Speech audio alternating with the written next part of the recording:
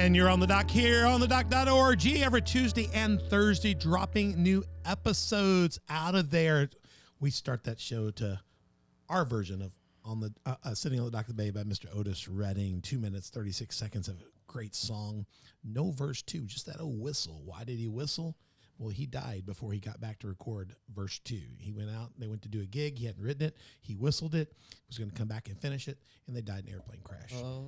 That's why they whistled the verse. They never finished it. Went to number 1 very quick, and one of my favorite songs in the world. We're sitting around this cottonwood table. Really young. Very young, and had a lot to offer. I think. And it's the desire of my heart that when I get to heaven, I would like to hear verse 2. Yes. I want to know what verse 2 is going to be. So we're sitting around this table having conversations to propel your faith out of the shallows and into the deep. So we're going to sit right here and talk with our brother Ray Minor a little longer about extreme exigency. Did I get close? Yes, I'm getting better. The more you practice it, the more exigency. Yeah. You got to kind of get a double dig there. We're on YouTube, Spotify, iTunes, Google Play, Facebook, Roku, Rumble, and Sermonet. Go find us. We would love to have you on YouTube. Watch us, and Spotify and iTunes are our primary channels, but all those are available to you. Also, social media network, Facebook, Instagram, Twitter, Telegram, and Getter. We'd love to hear from you. Talk to us about what we're doing. Ask you for crazy. Find out how to link up with things. Maybe you want to find out more about what Ray's business is doing, how to get a haircut, whatever. We'll talk to you about it. We'd love to have that conversation. Share this with other people so they can find out how important what we're going to be talking about in this episode is all about. And you can always go back into our archives and find out about previous shows. This is season 3, and you can always hit subscribe, like, notify, and tell other people about what's happening at On the Dock. You can also become a partner of the show. 4 levels of partnership, 3 levels of sponsorship. Go to Patreon, download that app. You look up On the Dock, and it will show you how to become a partner of the show. That's a partner friend. We'll let you be a part of it. We'll bring you into the conversation at a deeper level. And 3 levels of sponsorship for businesses and organizations, churches and stuff.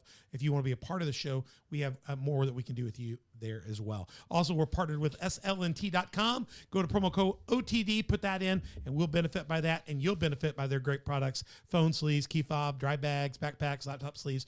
All these things prevented to make sure that you're able to reclaim your right to disconnect. Got mine right here on the set here. It's in here. Nobody can listen to me right now. Google is frustrated right now because they don't know what to sell me through their vendors. What's Troy doing? What's Troy doing? They're listening. We can prove to you they're listening. They are listening. Well, they are listening. Even when Big Brother is watching. They are listening, Ray. They listen. On the dock.org, go find out about all these links. You can get there. Every one of us have got some sort of cough. Colt, you're not coughing.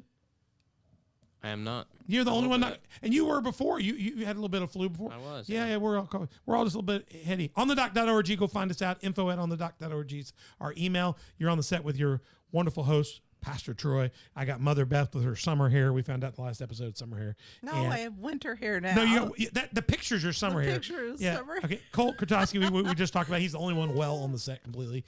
And Donna Kanuski, our executive producer, she's not here, but she will talk to you on social media, and she will answer all your questions. Taking it to the street, spotlight, extreme exigency. Yes. I'm getting close. I got to learn to hop there. We're in part 2 today. We're going to talk a little bit about, is it better today? What is the need to be prepared for that moment and the next steps? We're going to get into that with Ray Minor, founder and owner of this. And go back and watch part 1. You'll learn a lot about it. Yeah, it's really good. It's really, really good. And go find out about that. But let me do this real quick. Before we let Ray talk, and Ray, we're going to have some great stuff. I want to show, we showed in the last one a clip from their Facebook page. It's about 1:30, and it kind of shows the whole thing, including the barbershop that they do. We'll get into that. But I want to show you real quick one more clip that I pulled beforehand. It's the 30-second piece. You produced this. Did you have this produced for TV or someplace? Yes. Yeah, fantastic. It's a really good shot. So check this out. We're going to show you this. This will give you a snapshot of what they're doing at the Training Academy and Shooting Park. Just real quick here as we get started. Here we go. Looking for a place to practice, sharpen your marksmanship skills, or obtain your Illinois Conceal Carry training? Extreme Exigency Training Academy and Shooting Park is the place.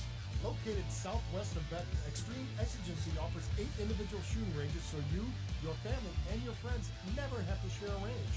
Associate memberships starting as low as $25. Concealed carry courses offered every month. We are not a drive, we're a destination. Extreme Exigency Shooting Park, home of the Armed Barbers.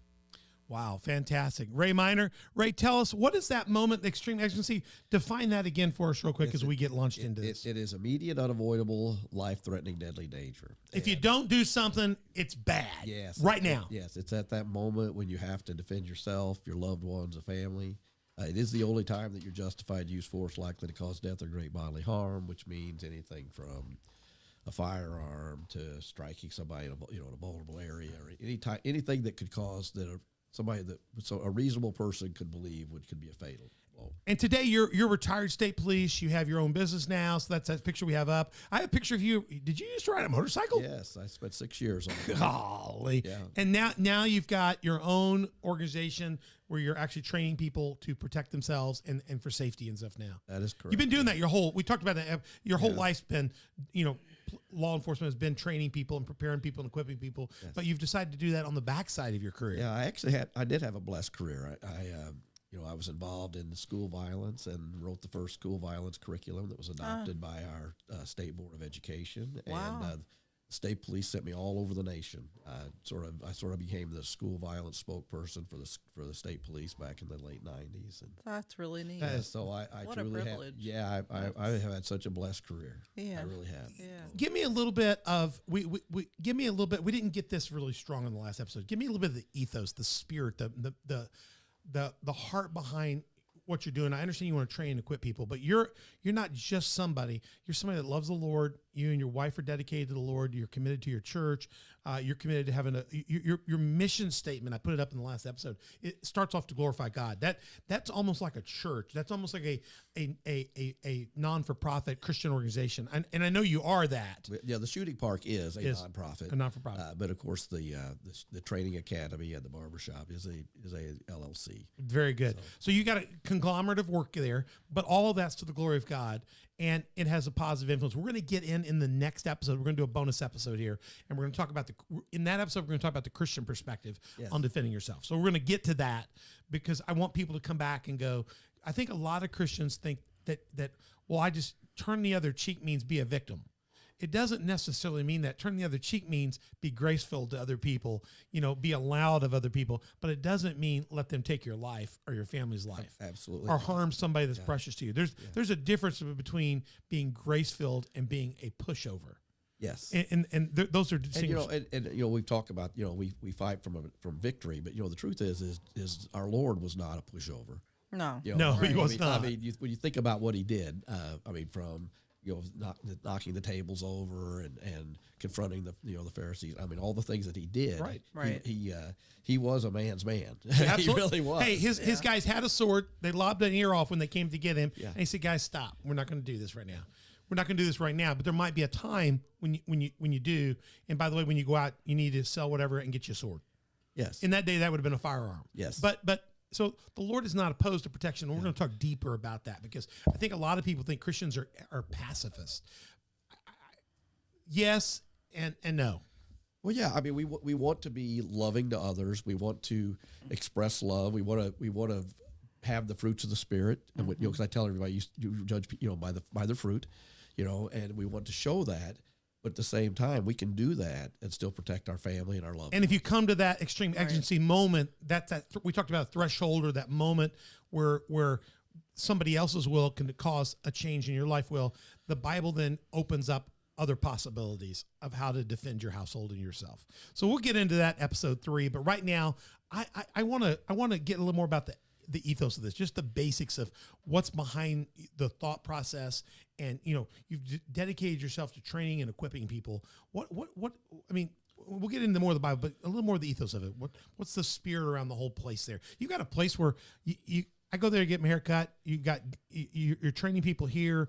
Your arm barbers, I love that. Give me an idea here. Well, it's a family, I mean, and it's a family atmosphere. I mean, we have puzzles, we have games for kids. We have, I think I shared in the first episode, that we tried to create a place a guy can go between work and home that wasn't a bar. Right. It is sort of a manly place, but Absolutely. women are welcome, and we have a lot of women that come out. In fact, women will come out with their husbands and just sort of hang out. But it is sort of a manly environment. I mean, it's barber cuts, or the barber shop is very traditional men's haircuts. Not that we don't do other non-traditional haircuts, but most of our haircuts are all traditional. Right. We don't do colors or perms or anything like that. Darn. Yeah, we don't. We have. I tell everybody we have a strict perm rule in our shop. Unless you're married to us or gave birth to us, you're not going to get a perm.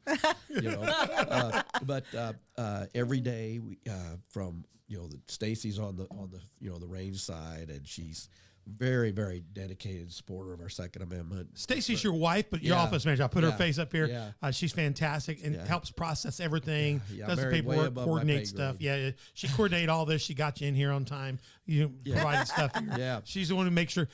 When you do stuff with you, one of the things that you will know is you have the option to letting Stacy coordinate your paperwork and all your stuff. Everything, yeah. Let her do it. Let her dot your I's, cross your T's, and get things done, because the state of Illinois will lose your stuff. And she will hound them down. And she will help you make sure you bring the right things, which is fantastic. So you have full service. Yes. Your whole family's involved with this? Well, actually, yes. Even my grandchildren work out there and help and stuff like that. So, That's great. Yeah. We have, our groundskeeper lives on the ground. He is an old family friend. He and I have been friends for well over 40 years, and him and his family live on the property where my grandmother used to live. Oh, I love that. And so he's always there. And we have actually church groups that come out and use the range on a regular basis. And we are one church group that will do that. And we do that on a regular basis. We're fixing to schedule something with you in March, April to do it again. I think I'm going to explain that real quick. I promised that in the previous episode. In 2013, that's when Illinois got its concealed carry deal, right? Actually, it went into place January 1st of 2014. 2014. But it was passed. But we started ahead of time. Yeah, right. It was passed in July of 2013. Okay. I'm bringing up a graphic. This graphic has been in my file for a long time, November 16th, 17th. This would be of 2013, because in anticipation of the change of law, you had already been preparing and been a part of knowing what was going to come to be required to apply for that. Yes. In fact, our curriculum was already approved, and we was in the process of putting it. Unbelievable. We don't even have the law in force yet. He's already got a plan to work through it. I guess being state police, you were aware already that this was in process, that they'd already asked police input. So you had some knowledge? Yeah. The state police, one of the things the state police does very, very well is that they monitor closely any piece of legislation that affect them administratively, financially, enforcement, training, anything that's going to have an impact on the state police. And one of the things that they do is they call them administrative reviews, which what happens is the state police's legal team identifies the piece of legislation, and then they send it out to all of the districts. And at the time, and now they're troops, but at the time there was 21 districts. And somebody, a member of command, would actually review that.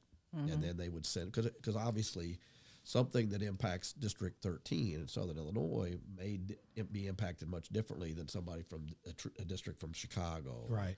We're a different world down here. We are. We're a bit different world. So how that piece of legislation affects those districts, it could be different. So they would make each district write a response to that. Well, what happened is because of my background and everything, about 2010, my district commander, I was a member of command, I was a master sergeant at the time, and instead of where they normally divvied those out every month, and I did one of 5 of them, in 2010, my captain said, "Ray, you're going to start doing them all." Right. So myself and there was another lieutenant in District 22 that was doing the same thing. We was reading and redoing all of our legislative reviews together. And what started coming down from our legislators in 2010, 2011, 2012, ultimately signed into law July of 2013, was our Conceal Carry Act. So, yes, I was reading that 698. You're way ahead of this. Long before it actually even got. And I mean, don't get me wrong. I think there are things in our Concealed Carry Act that I would love to see improved, changed. I feel like we have too many prohibited areas or protected areas, however you want to call it. They've loosened a few of those up, I think, recently. They have not. They have not. No, okay. They have not. Some states have. Yeah, some states have. We have not. But Illinois has more than any other state. Yeah, it's ridiculous almost. Yeah. Now, when you started this, were you weren't retired yet, correct? I was not retired. So, and some of the guys that you worked with weren't retired yet. So you guys were actively already looking to help people transition through this process as police, but doing this as a side thing, right? Yeah. So what happened was I was aware of this, and I come from Tennessee, down there where you they were way ahead of this. And matter of fact, I had family that wouldn't move here because they said, well, I won't be able to carry a gun here. So it was actually unattractive to people because they think of Illinois as Chicago or St. Louis, but Southern Illinois is a lot safer place, but everybody here carries a gun. Everybody knows how to use one. A lot of hunters, and we're a little different. We're a rural area. So So when firearms are a way of life for us in Southern Illinois. Some people were carrying guns before we should have been carrying guns. I'm not claiming that, but there were a lot. But what's good is it gave everybody a baseline to become legal, but you also knew that they had training and they had some basics, and it kind of gave a baseline. So what we did was. I saw this coming too. I was paying attention. I was excited. And so I reached out, and I don't even remember, Ray, how I got to you. I think I called around and people said, this guy's doing this organization and I need to get hold of you guys are all police. Yeah. I think that it had a little bit to do with, we had a mutual friend. Yeah. Kevin Fleming. That's right, Kevin. Yeah, it was Kevin. That was Kevin. It was Kevin. Yes. Kevin was working for the sheriff's department. Yes. Yeah, it was Kevin. Because Kevin helped me remember. That's right. Kevin said, you got to talk to these guys. And he said, I really trust these guys. And so we called and you didn't really, you're just putting everything together. Yes. Right. So I said, I'd like you to train everybody that would like to come in our church. And I'd like to open it up to a broader group. And so we put this thing together on the 16th, 17th to cover the 16 plus hours required. And basically we added to it a little bit of a Christian perspective on it. We put it in a conference setting. We had shooting rooms and you had a shooting trailer and everything going on. And we put this out. I'm going to tell you guys, we put this out, had a room full of people. A big class. Yes. And we did another class a few years later. We did it again. And matter of fact, I'm fixing to do another class with him now, but we're going to your place. Yes. We're just your February class. We're doing people. We got people coming. So we did at least a couple of these. And I know a couple other churches began to do this. And you did classes in other churches. Yes. Correct? Yes. Right. I know CLC did a class as well. So we were the first, trust me, because we put this out before it passed. I went public with this. I full press release this. It was a big we're good. I began to get calls from ABC, CBS, the locals, but then I got national calls. You're a pastor and your church is going to hold a gun weapons seminar? How are you working with that? I said, I gave them the biblical layout, and we'll get to that in part 3. Act justly, love mercy, and walk humbly. People are going to carry a gun in Southern Illinois. They already are carrying guns. Yes. I, as a pastor, want them to have training and be responsible, and I would like them to be trained by people that are responsible and proficient. And I have found the best people that I could do that. And so we set this up, and we did this with you guys. We've done multiple with you guys. And let me show you this. They did the first. This is a picture of us we have our sanctuary switched to this. We had the chaplain was the state police chaplain came in and led the day off, created biblical grounds. We had worship that day. Yep, Kevin Fleming. Kevin led worship. And then we jumped into your stuff. But what's cool about it is I've taken your renewal courses since. Yes. I for a while, I've had other people go, even when we go to your place, we are still getting some of the biblical and Christian ethos from that first class. Yes. It's always been a Christian based, all of us, every one of our instructors, all of us are strong Christians. Right. And we wanted the presentation. We wanted the use of force to be something that we could put out there with, in the proper way. Yes. Yeah. Well, and this is why I refer people to Extreme Exigency to come and see you, because as a pastor, we did the first one to set a tone and to let people know you're going to do this. There's a proper way to do this. If you ever come to that threshold moment, I want you to understand the ramifications of it and what you need to be thinking about. Yes, and that's another reason why we try. We stress so heavily on the conflict we avoid is the one we win. Because we want to avoid having blood on our hands. Right. Because even David, the Lord said, "Hey, you got too much blood on your hands." And you start all this off with the Predator's playbook. So even if you're taking the basic class, those first how many hours of the class? The first morning. The first whole morning 4 is hours. Really how not to get hit, how not to get. We cover pretty much everything that's in the Predator's playbook. However, the Conceal Carry portion of the Predator's playbook is geared directly around somebody who probably will be carrying a firearm later. Mm-hmm. But your first few hours, we brought our high school students in. We brought our young girls, our young guys in, and said, we want you to sit in on this because everything you're learning here, you don't need a firearm to do these things. absolutely And as you not. go off to college or high school, this is going to be invaluable to you. Yes, and that's whenever we do that, the Predator's Playbook as a standalone presentation. That's exactly. I mean, we've done it for churches, we've done it for ladies groups, I've done it for businesses. Every student, every young person, I don't care if you're male or female, going off to college, you should go see if you can sign up to be in one of their classes just to get this portion. Yeah. You may not even be 21 yet. Is it 21 in the state to be able to carry a firearm? Yes, but I've had people in my concealed carry class as low as 16. Yeah. Yeah. They've taken Yeah. them. Our You daughter can- was. our daughters, that all age our when- kids all took them. Yeah. Your second one, we made some of ours come home from places to take them Yes. because they need to hear it. We put all of our youth through it. They need to hear this because it is so easy to be a victim. And university settings are some of the most victimized places you can get. Well, and part of it too, especially if you have a daughter, certain ethnic groups, certain females, elderly, those people are vulnerable And classifications. they're targeted. Right. Yeah, so I tell people, if you're a member of one of those vulnerable classes, and then you recognize privacy and concealment, or you recognize the different things, you have to be prepared. Right. Right. How to avoid those. Right. So we mentioned that they do the Predators Playbook. They do a basic handgun course. So after we want you to do your CCW first because it takes longer to get that in our state. Yeah. But then you can back up if you've never handled a firearm. They're going to teach you to do that to pass the course. But they're going to come back and teach you a lot more. What more is going to happen in the basic handgun The course? difference between the basic handgun course and the concealed carry course is the concealed carry course, we provide the firearms. There are people that come to that class that haven't even got a FOID card yet. They don't know what they're You don't need, listen, you don't bring your gun. You don't need a gun to do the concealed carry. You show up, they're going to take your documentation, and they're going to provide you the firearm to do the range stuff. Yes. You don't need their stuff. Matter of fact, you don't want to use your stuff, please. Their stuff's going to be so much easier and comfortable. Well, it's going to be safer for us. too. Everybody, they can Right. control the setting. But then when you get to the basic handgun course and say I shoot a Sig Sauer 238. Yeah. You're going to train somebody on that weapon a That little bit. specific firearm. on that system. Yeah, you're going to bring your firearm, your ammunition. It's still we still do the 2-to-1 ratio on the range, so it's limited to about 12 people. We bring 3 instructors in. Yeah. So it's done.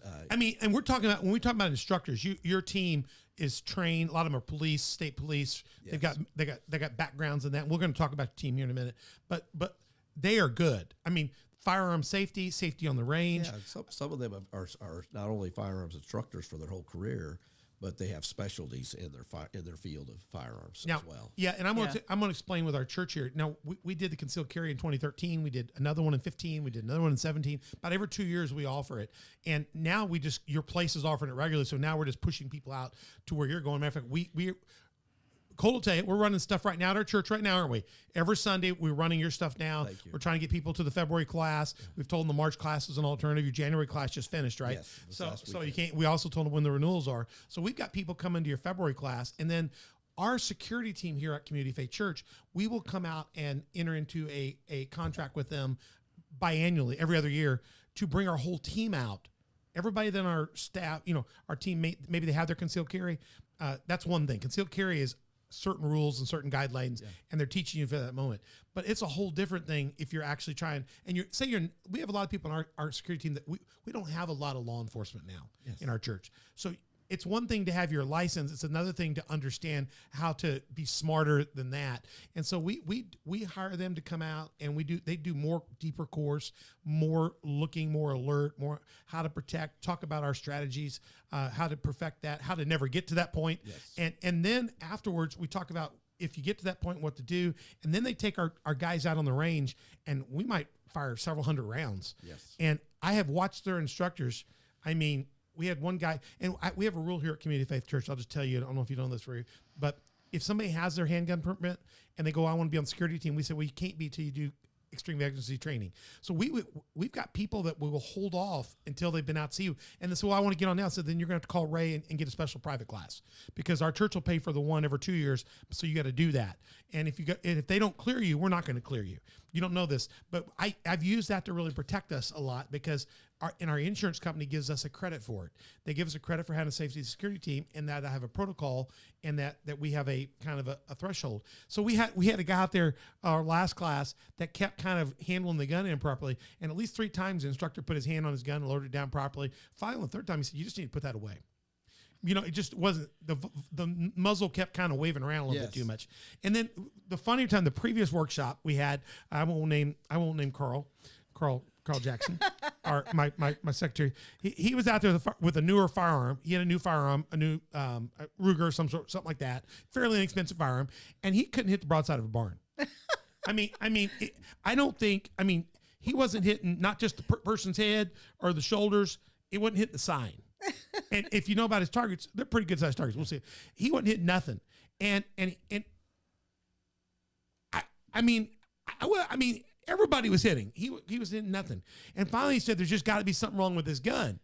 And your instructor was an old gray-haired instructor. I don't know, his flip or whatever. He says, let me see that thing. He loads it and puts all 7 shots right through the eyeballs, whatever it is. The head shot. He says, there's nothing wrong with your gun.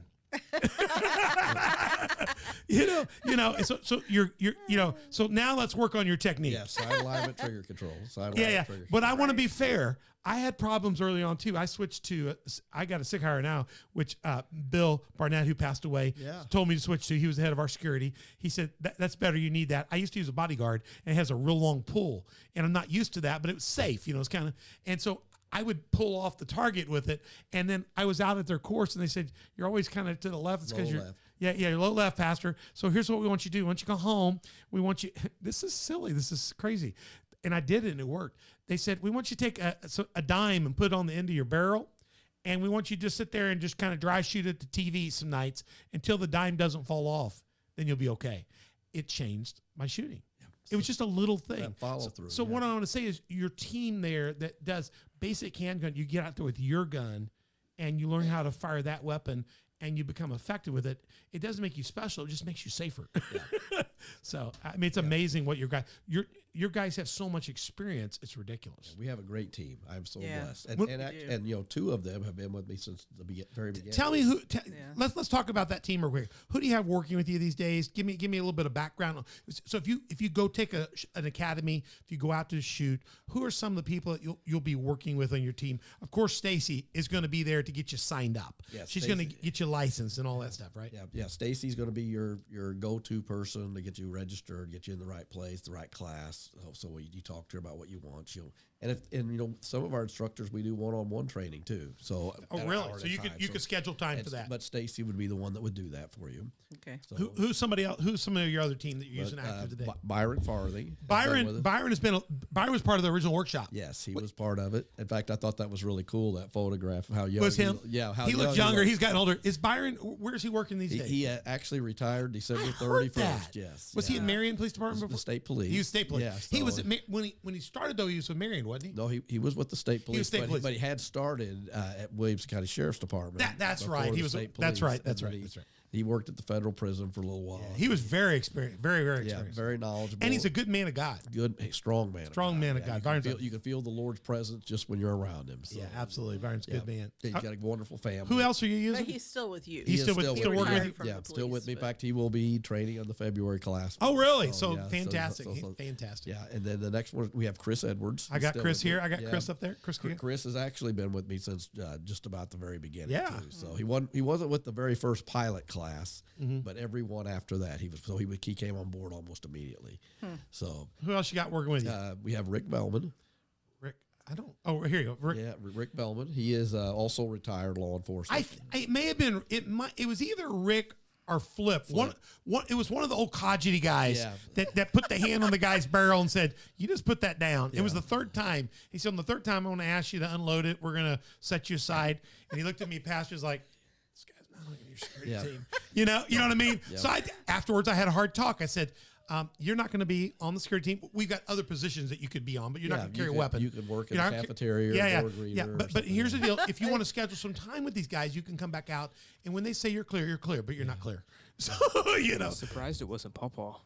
It was no, your Pawpaw was there when that happened and helped me say, no, he's not doing it. Your pawpaw could shoot the eyeballs out of anything. So his pawpaw's Bill Barnett. Oh yeah. I didn't connect that to you. Oh no. That's Bill. Was a wonderful man. No, Bill not only could Bill shoot, Bill could fix your gun. He could build them. Or build one from scratch if you need one. And he was the head of my security. and they're family to me, and I was never more safer. Yes, I miss man. Bill. I Yes, miss wonderful. Bill. Yeah, Rick was he was also a 30-year law enforcement officer, retired from the sheriff's department as a captain. So you think it was him that put his hand on the gun, or was it Flip? It was one of those. Yeah, well, Rick is still with me. I so- think it was Rick. I'm Yeah. sure it was Rick. So it's, Yeah. He's like, yeah, dude. Yeah.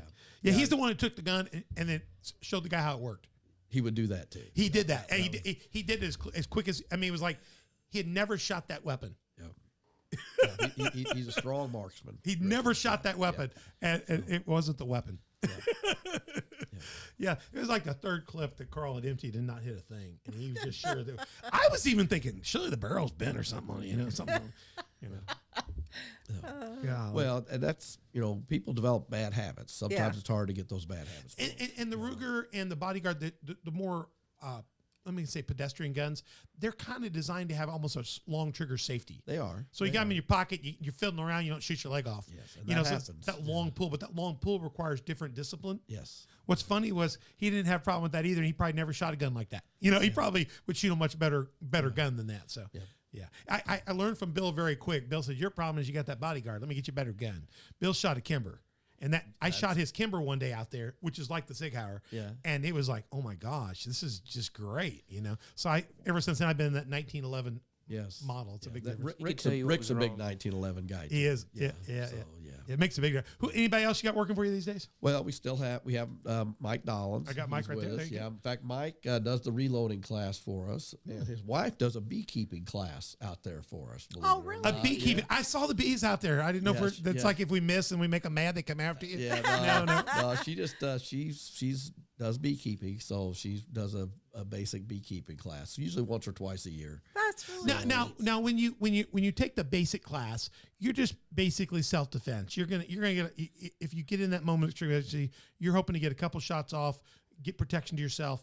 You don't really cover a lot of reload. You cover some basics, Well, but not like you did for us in the more advanced The advanced class you're going. Oh my gosh, Yeah. they teach you how to reload and have a second round and up, and that's a whole different.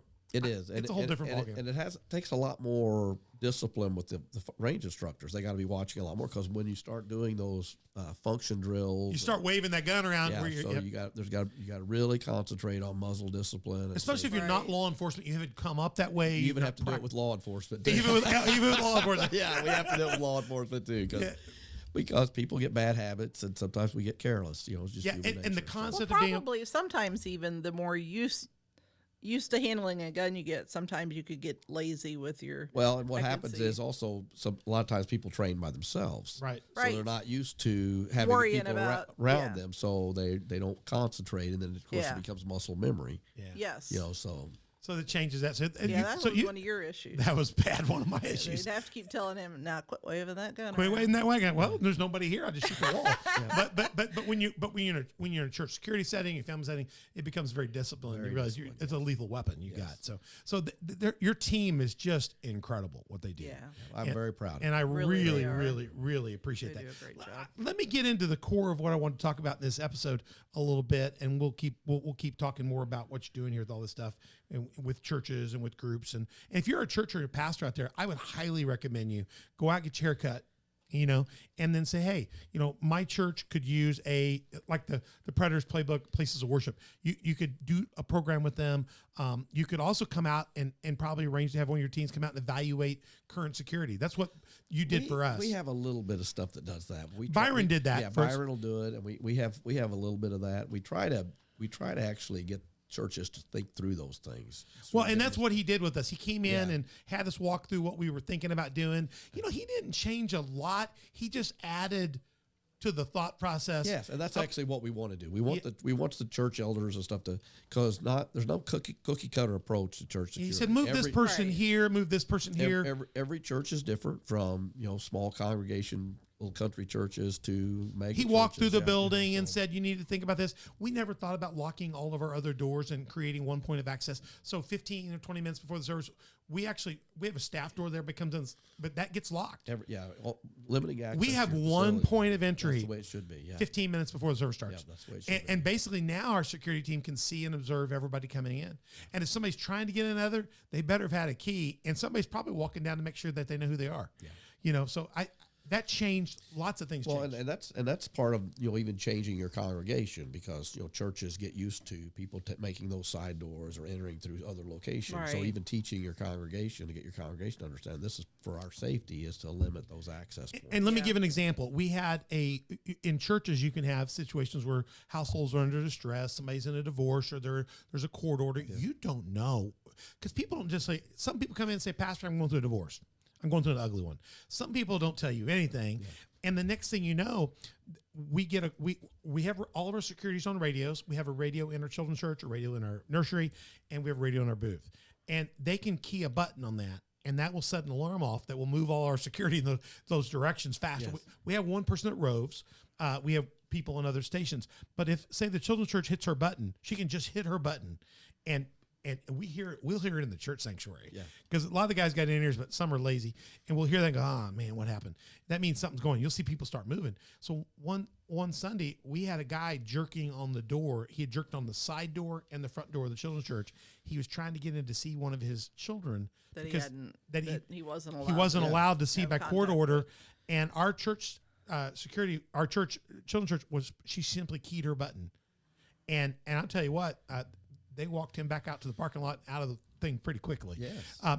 We didn't even know the situation, and I thought our team reacted really well. And we've had more than that happen, but that's an example of being prepared by But having those are doors. the more common things that happen. But if we know, had it's not had our always door, somebody coming in with a gun. but he didn't have a gun. He just wanted Right. to come see one of his kids, but he wasn't allowed to. And Beth and I have been impacted by family that can't see their kids anymore. I won't get into the details here on this show, but you have that happen. That there's that family becomes, even though they're family, they can become predatorial. Yeah. Yeah, and we wouldn't have been that door normally in the past would have been open. It wasn't. Yeah. And it Yeah. wasn't here. Unfortunately, churches in the past have always, I think, wanted to be open and welcoming, and you want to assume everybody that's coming in needs ministry, and they mean well, Yes. and you can't assume that anymore. Yeah. Unfortunately. I have people. Go ahead. And again, that's another thing. There's a lot of things that churches need to be prepared for. But you highlighted on it a little bit in the fact that it's not likely there's going to be a church shooting Right. in your Right. church. But again, Satan is the greatest terrorist we're ever going to deal with. Yes. And studies show that every time there is a church shooting or a church incident or a place of worship incident, that 18% of our Christians don't attend church the following weekend. Right. Well, that's exactly what Satan wants. Sure. He wants 18% of us not worshiping. Of course. So that's why it's so important that we let our congregations know that we're doing everything we can to keep them safe. Right. And you're paying attention. Yes. We have in our church, we've had a couple different times early on where we've had, people come in, they're upset, they're disturbed, they want ministry. And, for most of my ministry life, somebody came forward to the altar and they have tears in their eye. I'm just excited. The preacher's fixing to lead them to the Lord. We're going to help them. We're going to have victory today. And nowadays, and this is what I want to talk about, better today. 10 years ago, somebody coming forward in my church, I would just assumed I'm fixing to lay hands and minister to them. 10 years ago. It's been longer than that. Maybe but yeah. 13. Okay. But I've been in ministry 35 years. 20 years, 15 years back, I would never even thought of that. I'm just going to, but we're a pro-life church. We're a pro-Christian marriage church. We are a God-fearing church. We take stands on things and As over you time, should. as we As you should, should, we yes. send people to Christian counseling. Yes. We have good Christian counselors that are part of our church, and sometimes that causes marriages to be healed. Sometimes people find out they don't have to live with that kind of abuse, and marriages end, and then they can blame the pastor that sent their wife for them to that counseling for that. Yeah. And so I've learned. I had a friend, the Baptist pastor in Maryville. I was in Highland when they were shot and killed. I've had other situations with other friends. The church can be a dangerous place in the last 10 years. It's changed. Yes. So Well, there's a war on Christianity. there is, today. and it's worse now Yes. in the last 2-3 years than it was 5 years ago or 10 years ago. And so we've had people come in. So when somebody comes up crying now, are they crying because they're fixing to end their life by doing something extreme, exigency moment? Yeah. Are they coming to change their life spiritually? I now, as a pastor, have to sort some of that through really quick, and I can see as they're coming forward toward me, I see their face. I have people planted that can intervene, and I have to assess that really quick. Does this piece mean harm or no harm? Yeah. Part of that's got to do with their movements and where their hands are and what's displayed. And they're not carrying a bag, or they don't have a hoodie on. Yeah. God, but they come up, and I've had people that while the song's being played, they're coming up, climbing over things at the church they shouldn't be climbing on, and they're disturbed. Yeah. And I have a signal. That says, no, it's okay. I've got this. This is a ministry situation. And I have another signal that says, no, I need you to remove this person from the sanctuary now, and do it. Yeah. And they just simply by the arms and walk them out, and maybe they need to go to the prayer room after that. Maybe it's deliverance, probably so. Maybe they need to see somebody else and not come back. We'll determine that later, but they're not going to be in here right now. Yes. And we've had all that happen multiple times here. And we wouldn't have done any of that if you guys hadn't trained us.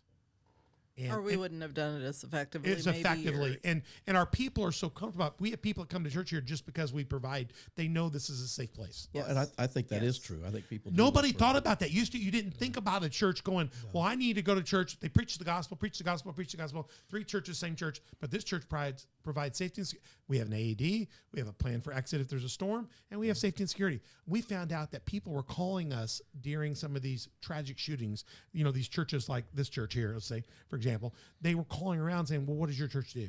And we were able to tell them Extreme Exigency trains us. We have a plan and a program, and people would actually come here and go, this is a place where now I can let my hair down and worship because somebody else is watching this for me. Yes. Yeah. I mean, you guys, that's really, and that's whether that's in a church setting or that you're in your business setting, which, if you're trained, you can protect that, or it's in your home setting. Yes. There's a sense of, I don't want to say security, but there's a sense of being prepared. Yes. And like I said, that comes back to that. If you're not afraid, if you know what to be concerned about, how to identify things, you're less likely to be worrying all the time or be fearful all the time. Right. Yeah, less likely. Yeah. And that's that moment. Do you think, we just talked about this, but I guess I want to get to the heart of this. Do you think things are better today or worse? Well, I think that we are in a difficult time in our country right now. Yeah. And I do think there's a war on Christianity.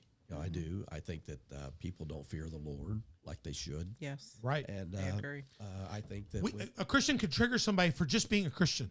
Yes. Yeah. You didn't even do anything offensive. Yeah. Yeah. So, well, and because of the, everybody's worried about, they put that phobic on the end of everything. If you say anything or you do anything, you're, either homophobic or you're something like that. Right. Whatever ism is going on today. And I just think that for that reason, it's difficult for Christian men to be Christian men. I agree with that. So and I think I do think that's one of the things that we like to. Extreme Exigency does is we do promote that. Yeah. The Lord wants us to be men. He wants us to stand up and have the courage to stand up for the Lord. And I think that it's difficult for men to do that right now. What I want to say is this series is taking it to the street spotlight, and we're spotlighting Extreme Agency right now. But we're also doing a series in season 3 called Building a Stronger Church. And in that, I'm doing some teaching on the church being the resistance today, being the Daniel, Shadrach, Meshach, and Abednego's of this day, standing for Christ and making our stand because the pressure of the opportunity. Luke 21:13 says we live in a moment where there's challenges, but he says in those challenging moments, that's an opportunity for you to be me, to be my hands and feet, to share the gospel, but you got to be willing to stand up in that time. And then what I'm also doing is I've been bringing in about 6 or 7 different church pastors that are also pastoring churches that I consider the remnant pastors. They're not compromising. They're not scared of saying we stand for Christian marriage. We stand for life. We stand for the biblical fundamentals. We want our men to be godly men, respectful men. We want our women to be godly women.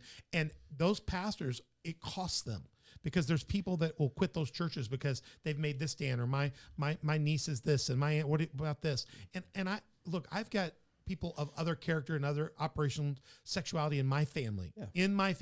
I love them dearly, but I'm not going to compromise on my godly values. So we're bringing in pastors that have refused to compromise, to bend their knee, because the only way to train church leaders is for them to be trained by shepherds that are not hirelings, but are truly following the Lord's command. Yes. And what's strange about this And episode, a true shepherd's not true a coward. shepherd, right? A true It's not- shepherd's a manly man. that, Right. that stands in there. Yeah. Respectful. I always tell people, I said, I don't care if they want to be married or if they want to go have a whatever, what do they call it, significant other. That doesn't bother me. It's as for me and my house, we're going to serve the Lord. Is the thief on the cross? There were two of them. Jesus looked at, they both were cursing Jesus. Finally, one of them said, "Are you a fool? This man is different. Can I go to paradise with you?" And Jesus looked at him and said, "Sure." So Jesus responded to him. The other guy never quit cursing, far as we can tell, never relented. And we don't hear Jesus saying bad things about him. We just have him saying, "Hey, you come and go with me." He didn't. Jesus knows we're all lost in sin. He knows that saved by the grace of God, we are going to eventually end up in hell. And the decision to know Christ is our free will decision to make that commitment to him. I don't have to look down on people that don't choose my way, but I need to be consistent that I know my way. And I need to be comfortable living on the rock that I am and not want to try to build my house on sinking sand. And you can do that respectfully. You can do that. I love my family that's not right.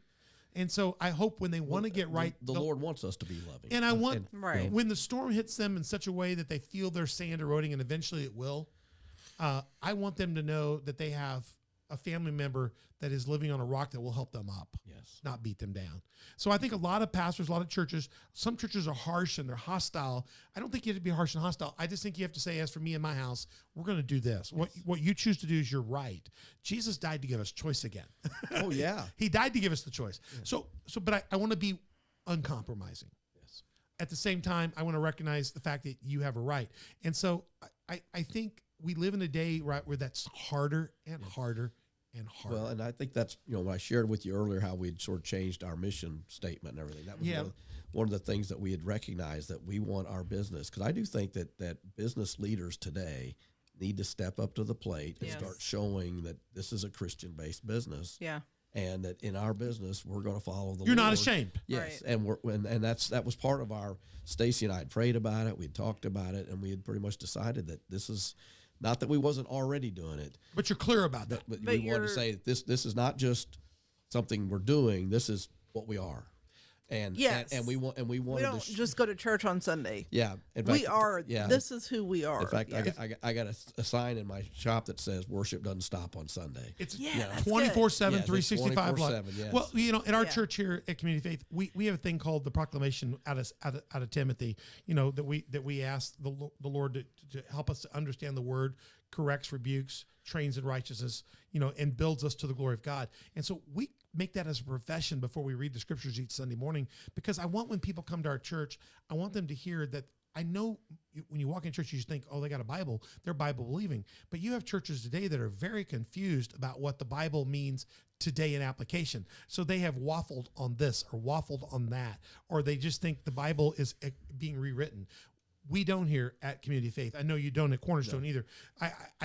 What I understand is the Bible is there to train us in righteousness, to correct us, to rebuke us. All words are good. And it causes me sometimes to be indifference with a family member that may be living a different lifestyle, but I can love them like a prodigal lost, Yes. but without having to agree with them. Now, they'll tell me, if you don't accept my lifestyle, then you don't really love me. That's their problem. I can love you without that. Yes. The world's using a lot of guilt on Christians right now to say, well, you have to accept me. If you don't not only respect me, but if you don't accept me into your own matrix, you're a failure. And I go, no. As for me and my house, we're going to serve the Lord. So we make that declaration up front to say that how we're going to teach in the church is biblical. And I realize others may read the same Bible, but we're actually going to take it serious. Yes. Now, will we fail at it at times? Yes. But we also believe the grace is there. Yes, the Lord. We worship a forgiving Lord and a forgiving Savior. One of the things that I shared with you in the last episode was with my past.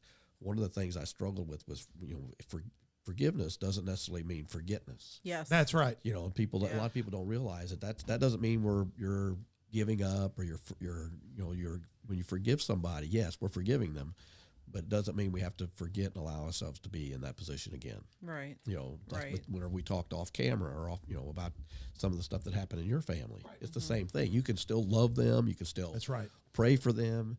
You can forgive them. But you don't forget. You don't forget. And it So also you're not- changes you're not you gonna- yeah, you're not going to put yourself in that position Right. again. And it doesn't cancel what happened. Doesn't. And it doesn't stop the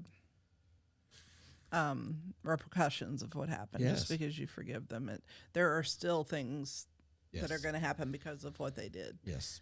Yeah. The need, okay, if things are definitely worse today in the community, because I mean, if you look at like my hometown's Memphis, which is the most dangerous city in the country, the most, it in St. Louis were tied for I was getting third. ready to say St. Louis. Well, they were tied for third. They were tied for third a few years ago, and now it's Memphis is the most dangerous. St. Louis is right behind it, and everybody thinks it's Chicago. Chicago's behind Memphis and them. Chicago's a smaller, well, I mean, it's a bigger area in conglomerates, but Memphis is the most dangerous place. St. Louis is right behind it. So we live 3 hours, and Nashville's not easy. And then Chicago, of course, is famous. We live within Indianapolis, we live within just hours of any way we go, being in a very dangerous zone. So you need today to be aware and to be frankly honest. Williamson County is safer than most, but given the proliferation of drugs, the desperate need of people to finance those drugs, you walk Carbondale right now is a little demilitarized zone right now. Yeah. There are shootings in Carbondale taking place. I'll be honest with you, Ray, we avoid Carbondale now as much as possible. Number one, we avoid Carbondale because we're not going to spend any money there because they've got so many abortion clinics going there. They just fired up the one there that we don't want to spend any money in a town where the county is voting to have that as their primary source of industry. So we spend almost nil there. If we have to go there, we go there. I even am moving medical tests that are in the Carbondale Hospital to other counties because I do not want to go there. You don't want to support that. I don't want to support that. I don't really want to drive through it right now. And so we really try to avoid it. And I realize we can't do everything that way, but you know, cut the tax dollars. I'd rather tax dollars go to Williamson County, who's working harder to protect myself. So we can make decisions like that. Absolutely. Just right there. But there are times when you have to go to St. Louis. You have to go to Chicago. I need to go home to see my family in Memphis. So you need... It's just worse. So what is the need and what would be the next steps for people to get on the track to be better prepared to handle that extreme exigent moment? How will you help people if they want to give you a call at 618-629-3422? Well, I think that they need to start thinking about their own self-protection, their own personal protection, the protection of their loved ones and their family member. And then, of course, they're going to have to get some sort of training, whether they choose to get it with Extreme Exigency or they choose to do it with Tombstone or whoever they choose to do it with. There are quality trainers out there that can train them, so they need to be looking at that. You know, I mean, so you have to be able to protect yourself before you can protect your family. Right. And it works out from there. Yeah, I mean, I think I always say that, you know, the lioness has to have the tools to be able to protect herself against predators before she can ever protect her cubs. Right. The sheepdog has to be able to have the tools to be able to protect himself against the wolf before he can protect the sheep. The same thing with us. We have to do that. Right. You know, and that's. Are you getting more women today coming? We are. I have a ton. I've got one or two guys coming. Yeah. Kerwin, our new head of security, is coming because he needs to get trained on firearms. I just trust him. That's why he's leading that. And but I've got several women that just. It's usually not quite half of our classes, you know, but I'd say over a third of our classes are females. Yeah, my number one security officer is my wife. Yeah. She took the first class with us, and my daughter-in-law is another one that's well trained, and I always tell people, they said, you know, who's your closest security person? My wife sits in the front pew, and she's a better shooter than I am. Yeah. So I always feel I've seen very. that too, I always, so I'm a witness to that too. She is so a I know better. that. My wife is a better pistol shooter than I am. I'm my college champion. I'm my high school champion skeet shooter. I am fantastic at shooting skeet and doves and ducks. Leading with the shotgun is one thing. Pistol's a total different workout, and I worked hard to be better. I am better, but she has always been a natural shot with anything rifle or pistol. So my son's he's much better with a handgun than any long gun. isn't that amazing, how you have different sets of skills there? Yeah. So they can get a hold of you or another group, get trained. What's the process look like in the state of Illinois? It takes forever now. It's better than it was. It was better than what it was. We've actually heard people of getting their permits in less than 4 months. I don't think that that's the norm. I still think you're looking at 5 to 6 months, but they have hired a lot of people at the state police. in the Conceal Carry Firearms Bureau, and they are working. The backlog has been taken care of. I think that. Well, I don't know how I'm curious to see how this new year is going to go. As far as Stacy, the number one person Stacy worked with, actually retired this December 31st. But they've got other people coming in to replace that individual, and so we're curious to see how that transition is going to work out. Yeah. But they've been very that individual and his department have been very, very receptive of issues and very timely as far as getting things corrected. If somebody's lost their passwords or they've got too many logins, there's so many little things that can go wrong when if they have two people have used the same email in the same household, it can cause issues. And then you're just lost in a world there. They're like, Stacy calls it like a black hole. It is. Yeah. It disappears. Yeah. So I highly recommend, it's an option to use them to do your administration. Use it. Yeah, I just tell our people. I really tell our people it's not even optional. Yeah, Stacy does all the licensing, and she does not just for us. I mean, people that went to other training places. I mean, she supports our Second Amendment. She just wants people to get their permits And do it right and get it properly and the done. truth is all of us are safer. The best Absolutely. defense against a bad guy with a gun is a good guy with a gun. Yeah. So Stacy is very, very adamant. She works very hard. In fact, spends hours at a time for very little fee to get people their license. If they've got them suspended or there's been a glitch in the system or somebody's answered the question wrong or something or other and got revoked or got rejected, Stacy's quick to try to help them get it. She just her heart is there to try to get people to do that. Now, as you think about going out and doing the training academy shooting park, a lot of people think, well, I got to get my FOID card. Not anymore. You can do it simultaneously. Yes, for the concealed carry class. A lot of people haven't even bought a gun yet. It used to be you had to get your FOID card, then you had to do this and that. So you don't even need a gun. You can come out, get signed up for the class. They will train you, get you the hours you need, get you the proficiency you need. Then you come back and take the gun class once you buy a gun. And you get to handle a lot of different firearms. And you might find out, I want a revolver, I want a semi-automatic or this, that. And we talk about the different calibers, what works best for women. Don't go buy a gun first, because you're going to see a lot of stuff and hear a lot of stuff, and that will inform that decision. Yeah. And so come out, take the class, get the training done. Let Stacy file for your FOID. Let her file for your license. Yeah. Let her do all that stuff for you. Then talk with them about some ideas. Go check out a gun. Whether you go to, you guys sell shooting equipment and supplies? We don't sell firearms. You don't sell firearms. Yeah, so go to someplace like Pro Gun. I like Paul. Go Jimmy Hood. Jimmy Hood. Let them work with you. Those guys will let you try some stuff out. Yeah. And pick a weapon. Then go back and take their beginner's course. Yes. Come back and take the beginner course. Or schedule some individual shooting time. Yeah. Get out on a range like there with Byron and let him teach you to be proficiency. Look at this. They're having a good time right out there. So see, there's Byron right there watching what's going on there. Yeah. So working with those ladies. Do you guys have different types of firearms that you let people? We have a lot of different firearms people can handle, Okay. and then we try to work with people if they have a specific firearm they want to try to help them if they want to do a one-on-one training. So we do try our best to work with people on that kind of stuff. So we do that, and that is helpful. Yes. We went shooting with some friends, and I found out one of the guns one of our friends had. I liked shooting it so much better than mine. Yes. So it does. That we matter. change guns. It does make a big difference. Yeah. And I'm not a big stickler on you got to have a 9mm over a 38 or anything. What you obviously. You got to be able to hit what you're shooting at. Yeah, that's for sure. Yeah, that would help. So you got to have a firearm that you can control and that fits your hand, and that you're gonna. I tell everybody you're gonna have with you all the time. Mm-hmm. The number one rule of a gunfight: you got to bring a gun. Right. So yeah, right. Yeah. I'll tell two stories before we wrap up this episode. We're going to come back and do a bonus episode.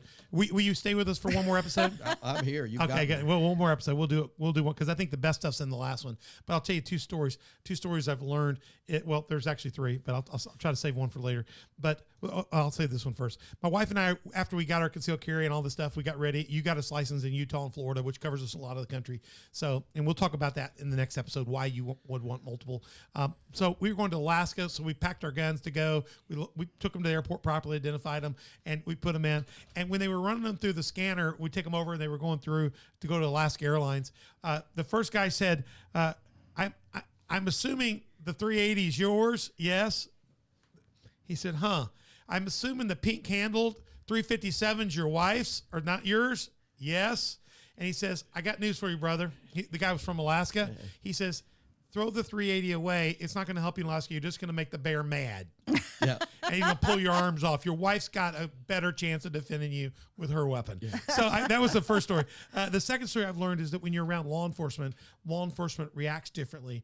Back in the day, you guys, when you took course, you always taught us, you put your hand in the steering wheel, keep them identified. You guys don't like those referative actions where you're digging around. And a lot of times you're just trying to get, where's my license? Where's my insurance? If you'll just wait, they're cool with you doing that. So I always put my hands up on the wheel, and because, just be respectful. And usually I've always said, by the way, officer, I carry a weapon. And I did that forever. A couple times I get pulled over. I've been known to get pulled over occasionally. I don't have any, I have a clean record, but I've been known to get pulled over. People are very gracious to me. Yeah. Or I pay an attorney to make it go away.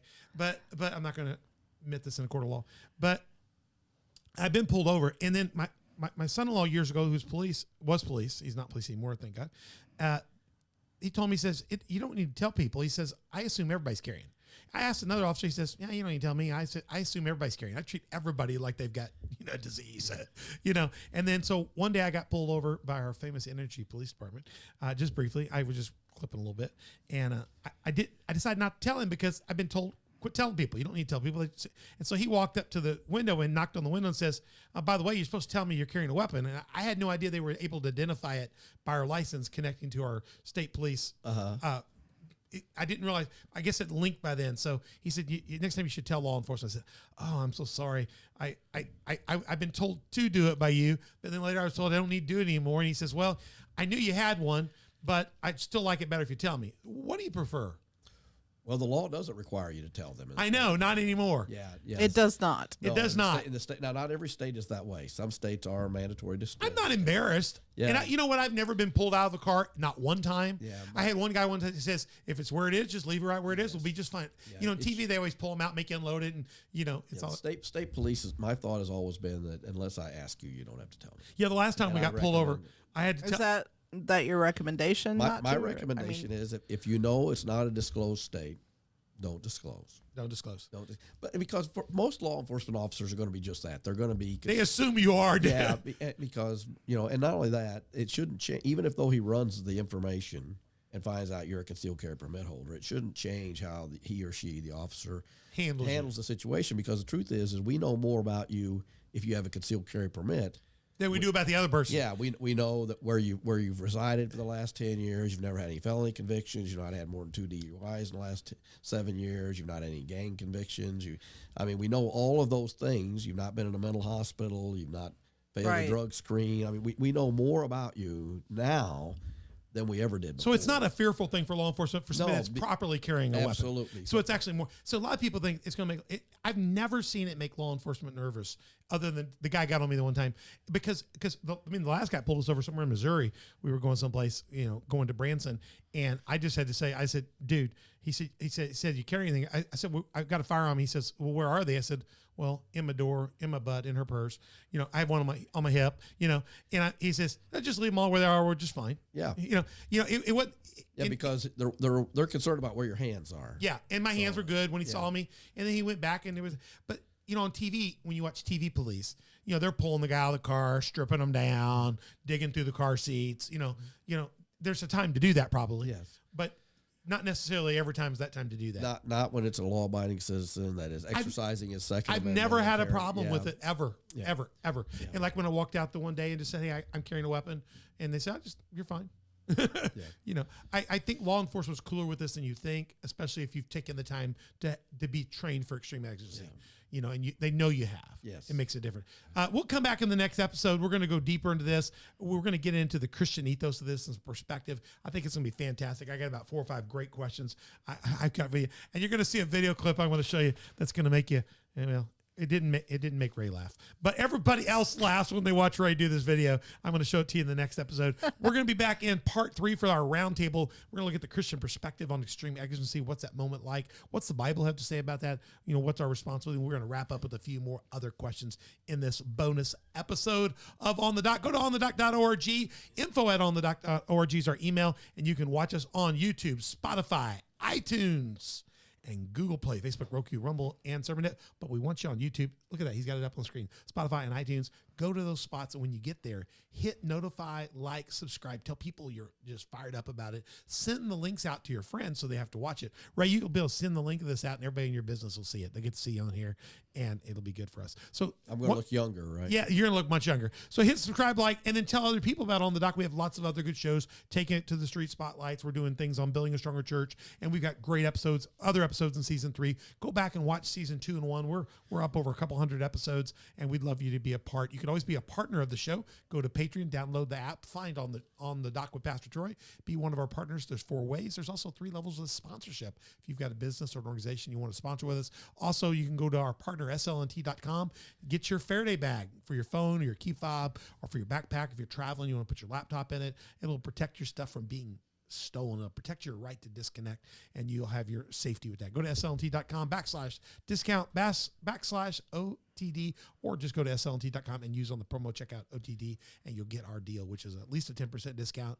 Big deals on shipping and all that stuff. Check that out. If you don't have a church home, COFTV.com is our website. You can go find out how to be a part of this church in Southern Illinois. Community of Faith Church. We're housed out of here, 10 o'clock on Sunday, 6:30 on Wednesday. We'd love to have you here. Ray goes to Cornerstone. Yes, They would love to have you at Cornerstone. there. Check it out. They have a website as well. We've had them on the show multiple times, and we would love to have you in a church someplace, in a God-fearing church, finding out what God has for your life. Your business, Extreme Exigency, is all about glorifying God, cutting hair, training people to cut hair, training academy for shooting. I mean, gosh. It's just amazing. Touching lives every day. Touching lives every day and getting it. So taking it to the street spotlight, Extreme Exigency. We'll be back in the next episode. As we go out on this episode, I'm going to launch our SLNT promo so you can find out more about that. Then you'll see our final stuff, and we'll be back in show number 3, the bonus round. So we'll see you soon. I'm Pastor Troy. Get ready for SLNT. Check out this product. Go get it for us, and we'll see you back soon on the dock. I'm Pastor Troy. Here we go. There are more than 8 billion phones in the world, a fact that threatens your privacy, security, and health. With Silent Pocket Faraday protection, you can regain control over your mobile devices. We get it. Privacy and security are inconvenient topics, and you may feel like you have nothing to hide, but the fact is that in the modern world, your laptop is never really off. Your phone emits a signal, even in airplane mode. And everything from your passport to your credit cards contains RFID, and all of it contains valuable private information that is easily exploited in the wrong hands.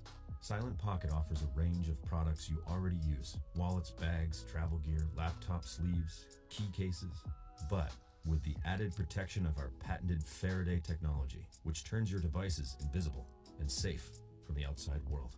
Many industries, from top business professionals to government officials, require the use of Faraday products for the day-to-day security of them and their staff.